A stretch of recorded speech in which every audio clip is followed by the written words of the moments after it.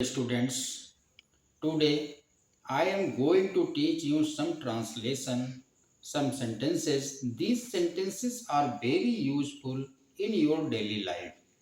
You can use these sentences in your speaking. Let us तो जैसा कि start करते हैं, यहाँ पर कुछ सेंटेंसेस लिखे हुए हैं। इन सेंटेंसेस को हम अपने डेली स्पीकिंग लैंग्वेज में यूज कर सकते हैं। जैसा फर्स्ट सेंटेंस लिखा हुआ है, क्या करूं।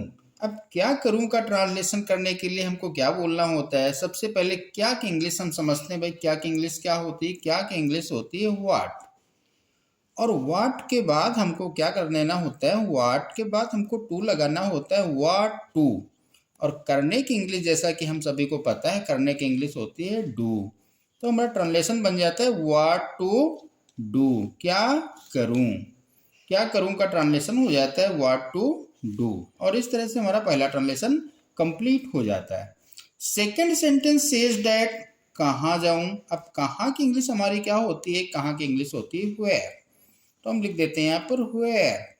अब वेयर के बाद हमको क्या करना होता है। जाऊं। जाने की इंग्लिश क्या होती है गो। तो उससे पहले हम लगाते हैं टू और लिख देते हैं गो। वेयर टू गो, कहाँ जाऊं। इस तरह से हमारा सेकंड सेंटेंस ट्रांसलेट हो जाता है। थर्ड सेंटेंस में आते हैं कब आऊं। अब कब आने के लिए यहाँ पर लिखा हुआ है, तो हम क्या देखते हैं कि कब की इंग्लिश पहले लिखते हैं। कब की इंग्लिश क्या होती है हमारी। कब की जो इंग्लिश होती है वो होती है व्हेन। कब की इंग्लिश होती है व्हेन। और आने की इंग्लिश कम। तो व्हेन टू कम, कब आऊं। When to come.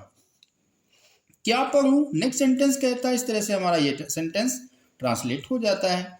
Next sentence कहता है क्या पढ़ूं। क्या पढ़ूं। अब क्या की इंग्लिश क्या होती है। क्या की इंग्लिश होती है व्हाट। और व्हाट के बाद हमको यूज कर देना होता है टू। What to. और पढ़ने की इंग्लिश जैसा कि होती है रीड। What to read. कब जाऊं। अब कब जाऊं, कब की इंग्लिश क्या होती है। कब की इंग्लिश होती है व्हेन। और व्हेन को यूज करने के, व्हेन लिखने के बाद हम क्या करेंगे, टू लगा देंगे, व्हेन टू। और जाने की इंग्लिश क्या होती है, तो सबको पता है जाने की इंग्लिश होती है गो। When to go. और इस तरह से हमारे ये सेंटेंस भी ट्रांसलेट हो जाते हैं। सेंटेंस नंबर 6 कहता है क्या बताऊं। अब क्या की इंग्लिश सबको पता है व्हाट। क्या की इंग्लिश होती है व्हाट। और बताने की इंग्लिश, इससे पहले हम टू लगा देते हैं। What to tell. Tell means होता है बताना या कहना। तो व्हाट टू टेल। कैसे बताऊं। अब कैसे की इंग्लिश क्या होती है हाउ। और हाउ के बाद हम क्या लगाते हैं टू। और बताने की इंग्लिश होती है टेल। How to tell. ये भी ट्रांसलेशन हमारा कंप्लीट हो जाता है। ये भी ट्रांसलेशन हमारे बन जाते हैं। क्या खाऊं। अब आगे लिखा हुआ क्या खाऊं। अब क्या की इंग्लिश सबको पता है होती है व्हाट। और व्हाट के बाद जैसा कि हमको लगाना है टू। और खाने की इंग्लिश लिख देनी है eat. What to eat. Next sentence कहता है कैसे रहूं। अब कैसे की इंग्लिश हमारी होती है हाउ। और इससे पहले हम लगाते हैं हाउ के बाद लगाते हैं टू। और फिर रहने की इंग्लिश होती है लिव। तो हमारा सेंटेंस बन जाता है हाउ टू लिव। किससे कहूं। अब किससे की इंग्लिश क्या होती है। किससे की इंग्लिश होती है whom।